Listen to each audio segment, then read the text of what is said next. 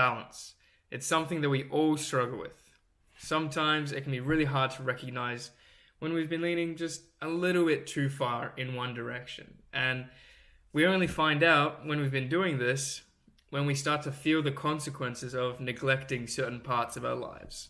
Whether it's spending too much time working, relaxing, doing things for others, doing things for ourselves, regardless of what it is, it can really throw a spanner in the works of our lives. So, what does all this have to do with productivity? Well, let's get into it.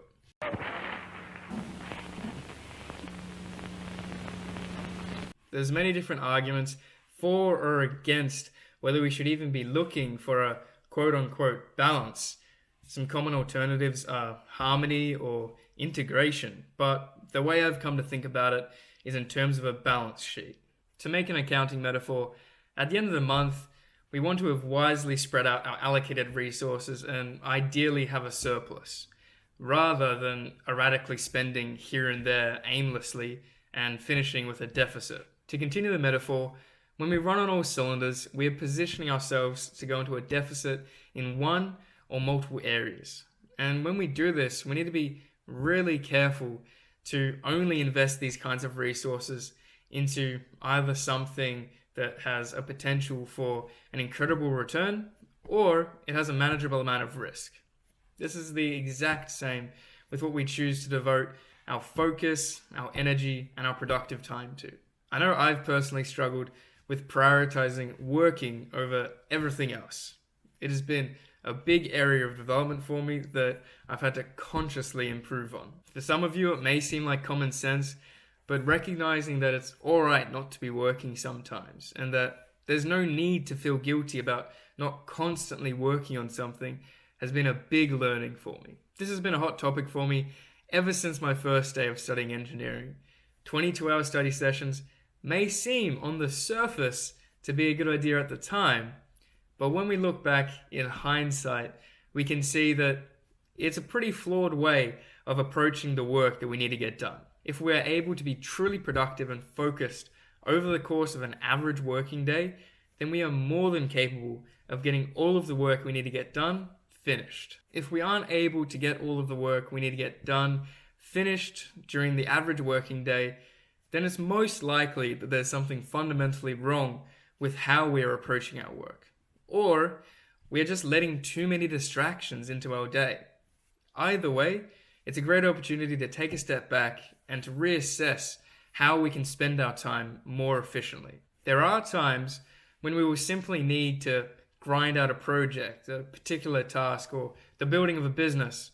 But at a certain point, the law of diminishing returns hits pretty hard. For those of you who haven't heard of the law of diminishing returns, here it is as defined by Encyclopedia Britannica. Diminishing returns, also called Law of Diminishing Returns, or Principle of Diminishing Marginal Productivity. Economic law stating that if one input in the production of a commodity is increased while all other inputs are held fixed, a point will eventually be reached at which additions of input yield progressively smaller or diminishing increases in output. If we were robots plugged into the grid, we'd be much more able to work all hours of the day and have the same output distribution across our day. However, unfortunately, humans do tire out and therefore need time to recharge. This means that to be able to do our best work, we need to paradoxically know when not to do our work. Another factor we need to consider is matching our working habits to our ambitions. Depending upon what we're trying to achieve, there will be times where relaxing simply isn't viable and we need to do more.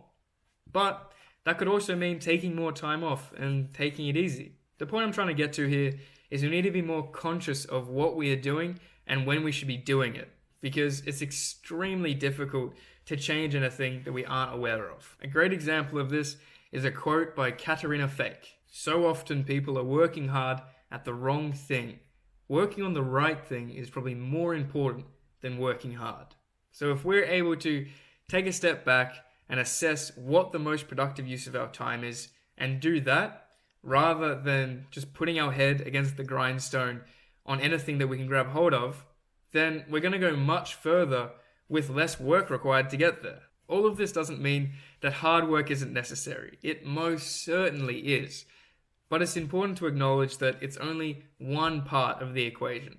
There are plenty of people that are working extremely hard, but seeing little benefit from it. So the differentiating factor is being able to find ways to do those right things. If we are wanting to consistently be functioning at our best, then we need to not only be working on the right things, but also being able to recognize when we need to return to rest to sharpen our blade in preparation for attacking our next mission. Do you know of some other ways that we can be our most productive? Well, I'd love to hear your thoughts, so let me know down below.